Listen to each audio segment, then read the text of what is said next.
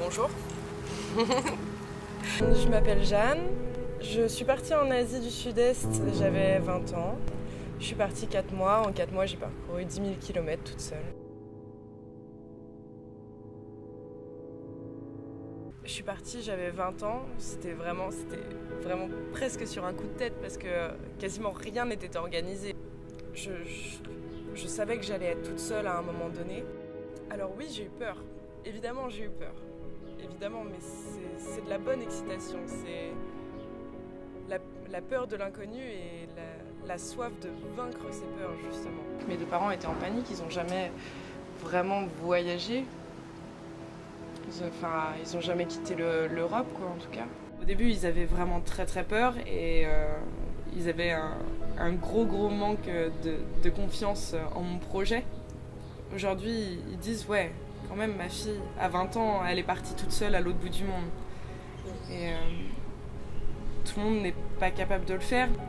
Pourquoi je suis partie besoin de voir autre chose, besoin de voir d'autres cultures, besoin de parcourir le monde, besoin de ressentir cette espèce de boule dans le ventre, d'excitation, de tout. Je sais pas, je le sentais vraiment en moi en fait. Le plus de courage, c'est vraiment le retour à la réalité, entre guillemets.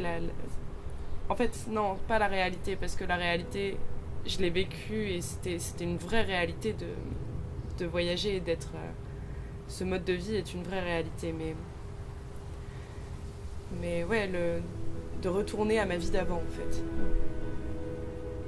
De retourner à ma vie d'avant, c'est vraiment le plus difficile.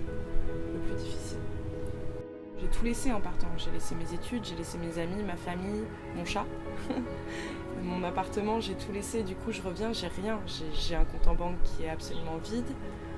J'habite chez des amis, je travaille.